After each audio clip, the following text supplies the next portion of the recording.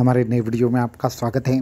तो अगर आप दश महाविद्या सीखना चाहते हैं, अगर आप तारा उपासना हमारे साथ करना चाहते हैं, तारा विद्या की संपूर्ण जानकारी चाहते हैं और ये उपासना हम किस तरीके से सभी साधकों को सिखाने वाले हैं और क्या क्या इसमें सिखाने वाले हैं ये जानना चाहते हैं, तो इस वीडियो को एंड तक देखना ना भूलें। साथ में ही हमारे चैनल को सब्सक्राइब करें, वीडियो को लाइक करें और ज़्यादा से ज़्यादा लोगों तक इन्हें पहुँचाएँ। तो वीडियो को शुरू करते हैं। तो तारा साधना का जो पहला वीडियो है वो डालने के बाद बहुत सारे साधकों ने हमें कांटेक्ट किया और कहा कि गुरुजी हम दश महाविद्याएँ सीखना चाहते हैं, हम तारा विद्या में भी कहीं ना कहीं पे पार्टिसिपेट होना चाहते हैं, तो ये भी विद्या सीखेंगे और दश महाविद्याएँ भी आप सिखाइए। तो बहुत सारे लोगों के मैसेज आने के उपरांत हमने ये निर्णय लिया, आने वाले कुछ दिनों में बहुत ही जल्द हम दश महाविद्याओं को आपको सिखाएंगे। दश महाविद्याओं की जो भी उपासना पद्धति है वो सभी साधकों को सिखाई जाएगी, जो गृहस्थाश्रमी लोग भी कर पाएंगे और सभी साधक कर पाएंगे। इस तरीके की एक विधि हम आपको सिखाने वाले हैं, इसलिए इसकी जो शुरुआत है वो तारा विद्या से होगी। तो तारा विद्या जो भी सीखना चाहते हैं वो सभी साधक एंड तक इस वीडियो को जरूर देखें। आपने अगर इससे पहला जो वीडियो है तारा साधना का वो नहीं देखा है तो डिस्क्रिप्शन में इसकी लिंक दे रहे हैं, तो वो जाकर आप ज़रूर देखिए और उसके बाद ये वीडियो भी कंटिन्यू करें। तो सबसे महत्वपूर्ण बात है कि तारा साधना या दश महाविद्या साधना से लाभ क्या क्या प्राप्त होते हैं।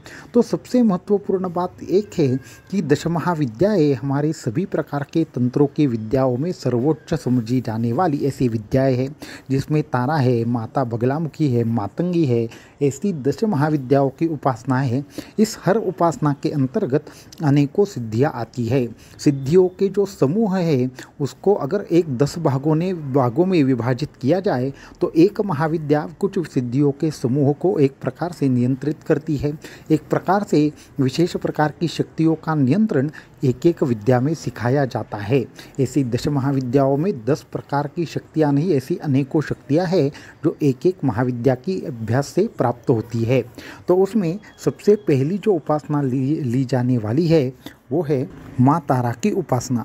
अभी माँ तारा की जो उपासना है वो खास करके धन की वृद्धि करने के लिए एक प्रकार से कार्य करती है, कर्ज का नाश करने के लिए कार्य करती है, आपकी व्यावहारिक जो भी उन्नति है उसके लिए कार्य करती है, आपकी बुद्धि बढ़ाने का कार्य करती है। इन्हें जो एक विशेष प्रकार से शक्ति प्राप्त है वो सभी प्रकार की समस्याओं का नाश करती है, सभी प्रकार के जो रुके हुए काम है उसको आगे बढ़ाने का कार्य करती है, सभी प्रकार के कर्जों का नाश करने का कार्य करती है और अचानक तरीके से धन देने के लिए ये जो इनकी उपासना है वो विशेष तौर पे प्रसिद्ध है। इसलिए इनके साधकों को कभी धन की कभी कमी नहीं होती। इनका जो साधक रहते हैं उनके ऊपर हमेशा लक्ष्मी जी की कृपा बनी रहती है, विद्या की कृपा बनी रहती है, माता सरस्वती की भी कृपा बनी रहती है। एक प्रकार से ये धर्म अर्थ काम ये तीनों चीज़ें देने वाली और मोक्ष तो इनके साधकों को प्राप्त होता ही है। इसलिए ऐसी जबरदस्त तरीके की एक विशेष उपासना है माँ तारा की उपासना। इसको छोड़कर इनके साधकों के जो जीवन में कोई भी विघ्न नहीं आता। इनकी जो साधक रहते हैं उन साधकों के जीवन में सभी प्रकार से संकल्प सिद्धि इनको प्राप्त होती है। इनके जो साधक रहते हैं एक चैतन्य शक्ति से परिपूर्ण होते हैं और एक प्रकार से वाणी सिद्धि जिसे कहा जाता है वो इन साधकों को प्राप्त होती है। ये अपने साधकों पर अगर एक बार प्रसन्न हो गई तो तृतीय नेत्र या दिव्य दृष्टि भी प्रदान करती है, ऐसा कहा जाता है। साक्षात सरस्वती ये जो साधना करते हैं उनके जिह्वा के ऊपर विराजमान रहती है और उनके मुख से जो भी शब्द निकलता है वो सत्य हो जाता है, ऐसा भी कहा जाता है।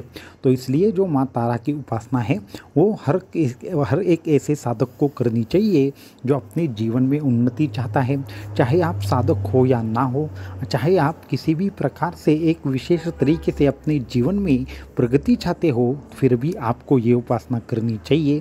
सभी प्रकार की ये जो उपासनाएं हैं वो गृहस्थ के लिए रहेगी, इसलिए हर गृहस्थ ने ये उपासना करनी चाहिए, क्योंकि हर गृहस्थ के अपने अपने संकल्प होते हैं, अपनी अपनी चीज़ें होती है, अपनी अपनी मनोकामनाएं होती है, जो एक तरीके से संपूर्ण होने के लिए एक दैवीय शक्ति का कहीं ना कहीं पे आवश्यकता होती है।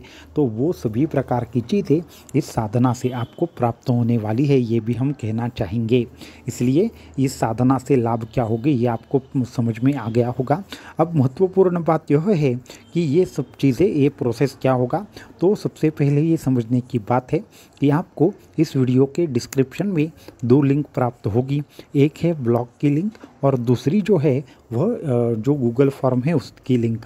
तो अगर आपने उपासना करनी है, आप इस उपासना के साथ जुड़ना चाहते हैं, तो आपको क्या करना है, सबसे पहले लिंक पर जाकर वो गूगल फॉर्म भर देना है। अगर आपने पहले ही गूगल फॉर्म भरा है तो आपको वापस से भरने की आवश्यकता नहीं है।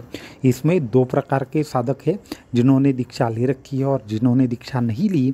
तो जिन्होंने भी जिन साधकों ने दीक्षा ली है उन सभी साधकों के लिए ये संपूर्ण प्रकार से ये तारा विद्या उपासना है वो पूर्ण की पूर्ण फ्री तरीके से है। और जो साधक हमसे दीक्षा प्राप्त नहीं है, दीक्षा प्राप्त साधकों में भी आपकी शक्तिपात दीक्षा कम से कम होनी चाहिए। नाम दीक्षा के लिए साधकों के लिए ये अलग से प्रोसेस रहेगा और जिन्होंने दीक्षा प्राप्त नहीं की है उनके लिए भी अलग प्रोसेस रहेगा। तो जिन्होंने दीक्षा प्राप्त की है उनके लिए एकदम सरल चीज़ है। तो उसके लिए आपको फॉर्म भरना है, बताना है आपने दीक्षा कब ली है, क्या उपासना कर रहे हैं, ये बताना है। तो ये हुई एक बात। दूसरी बात कि अगर आप सिर्फ एक प्रकार से अपनी समस्या निवारण हेतु या फिर बाकी की चीज़ों के लिए जो दीक्षा जिन्होंने प्राप्त नहीं की है वो अगर ये साधना करना चाहते हैं तो आपने भी वो फॉर्म भरना है। और दूसरी चीज़, व्हाट्सएप के ऊपर आप क्यों साधना करना चाहते हैं, क्यों साधना के साथ जुड़ना चाहते हैं, ये भी बताना है। तो आपके ऊपर विचार किया जाएगा, आप क्या बता रहे हैं क्या नहीं, उस हिसाब से आपको आगे का प्रोसेस अलग से समझाया जाएगा। तो जब आप अप्लाई करेंगे तो आपको आगे का प्रोसेस मालूम होगा। तो ये सब चीज़ें आपको मालूम हुई। अभी इसमें सिखाया क्या जाएगा, तो जो ये तारा विद्या उपासना है वो किस तरीके से करनी है, इसके पड़ाव क्या क्या है, पहले क्या करना है, बाद में क्या करना है, इसके जो विशेष प्रकार के मंत्र रहेंगे, बीज मंत्र रहेंगे और इसको सिद्ध कैसे किया जाता है, इसको संपूर्ण तरीके से एक स्टेप बाय स्टेप तरीके से सभी साधकों को समझाया जाएगा। क्या करना है ये भी बताया जाएगा, क्या नहीं करना है ये भी बताया जाएगा। इस तारा मंत्र के विशेष तरीके से एक तांत्रिक प्रयोग क्या है, एक सांसारिक प्रयोग क्या है और विशेष संकल्प सिद्धि प्रयोग क्या है, ये भी बताया जाएगा। तो ये ऐसा है कि 10 महाविद्याओं की उपासना करना ये कोई सामान्य बात नहीं है। इसकी ढेरों प्रक्रियाएं होती है। उन प्रक्रियाओं से गुजर कर जब साधक एक प्रकार से उस शक्ति को सिद्ध करने में सक्षम हो जाता है, उस शक्ति को धारण करने में सक्षम हो जाता है, तब उसे संपूर्ण विद्या प्राप्त होती है। इसके लिए जो भी ये प्रोसेस है वो पूरा का पूरा आपको समझाया जाएगा और इस प्रोसेस के माध्यम से आपको कहीं ना कहीं पे एक एंड लेवल तक ले जाया जाएगा। और सबसे महत्वपूर्ण बात यह है कि जो भी साधक तारा विद्या में आएंगे उन्हीं साधकों को आगे 10 महाविद्याओं की बाकी चीज़ें जो है वह प्राप्त होगी। इसलिए तारा विद्या में जो भी साधक आना चाहे, जो भी लोग 10 महाविद्याएं सीखना चाहे, वो सभी के सभी साधक क्या करें, इन तारा विद्या उपासना के साथ जुड़े।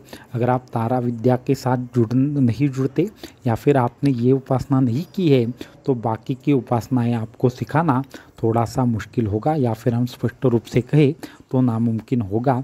क्योंकि आप जो एक प्रकार से 1 2 3 ये सीढ़ी है, तो पहली सीढ़ी तारा उपासना से होकर जाएगी। ये क्रम क्यों है, क्या है, ये आपको योग्य समय आने पर मालूम हो जाएगा।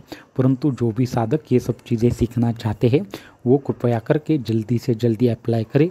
और बहुत ही जल्द तारा महाविद्या के ऊपर हमारा लाइव होगा, वहाँ पे आपको इसका और ज़्यादा डिटेल मालूम होगा। तो बहुत ही जल्द हम जो लाइव है वह लेने का प्रयास करेंगे। तो आज के इस वीडियो में इतना ही। अगर आपके मन में और कुछ प्रश्न है, कुछ आपको पूछना है, तो नीचे डिस्क्रिप्शन में दिए व्हाट्सएप नंबर के ऊपर आप संपर्क कर सकते हैं। अवधूत चिंतन श्री गुरुदेव दत्त।